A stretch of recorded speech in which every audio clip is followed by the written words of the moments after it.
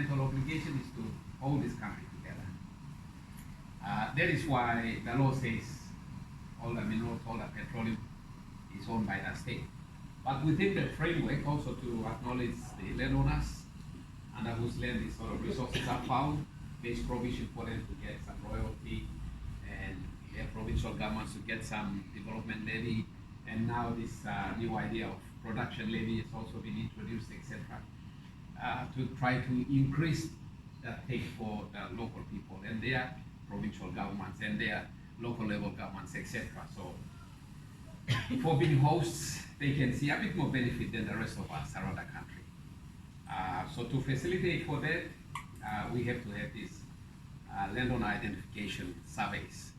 So you have to make some findings as to who are the landowners so that these benefits can be channeled to them directly. You know exactly who these people are by some proper decree or determination. So that's why you have the process of landowner determination. In the case of PASCA, PASCA itself is actually a very modest project.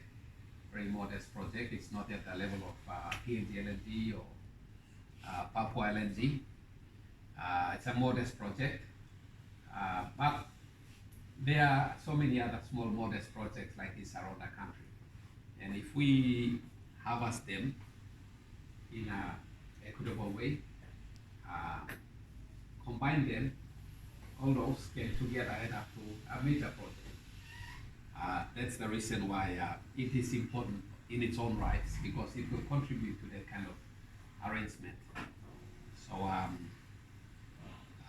as to landowner determinations, I think the work has already been done before my appointment as the minister here, and it has been established that because the location is so far out at sea, about 95 kilometers or so out at sea, no landowner has been established, because land ownership will be established by reference to the rights of access and the usage of that area, etc. But because it's too far out at sea and our ancestors in around that area don't have the technology or the motorboat or the dinghy to go out that far. Their canoes can only take them to a certain range and they return back to land. So they've never established practical usage over that part of the sea. So that's why the studies by everybody has come to the conclusion that there shall be not been and will not have any landowners.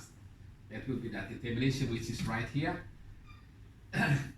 We have, in addition to that, sought legal advice from the state solicitor on a couple of questions. It's been ready, the findings have been ready for a while, but it's been delayed because we wanted to tick the boxes and make sure that whatever we sign off cannot be challenged and brought undone at the courthouse and bring the project under threat and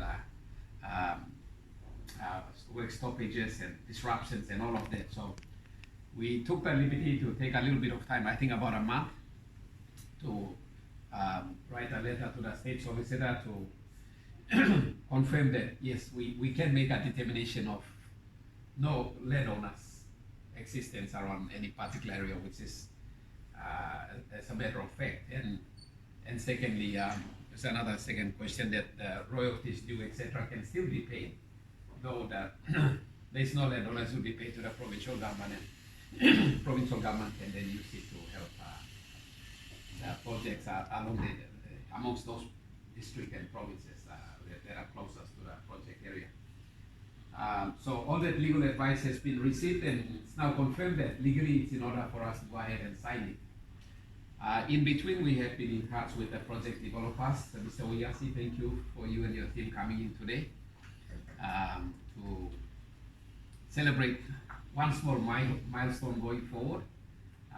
We'll open up this door today, this morning, and we can have a toast to it. And then that will encourage all of us to move forward with the next step. I want to encourage the department, the developers, all of you to work together. Let's get this moving.